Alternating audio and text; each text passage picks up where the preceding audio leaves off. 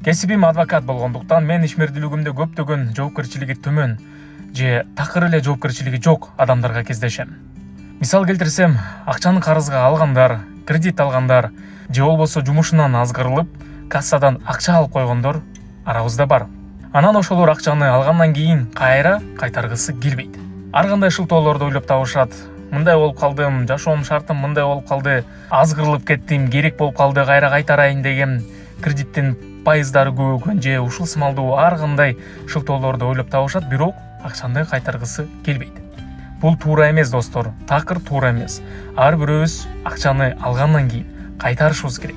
Деги эле эмнени алсак, кайтарышыбыз керек. Алганда бирөөнүкү, бергенде өзүмдүкү деген болбош керек.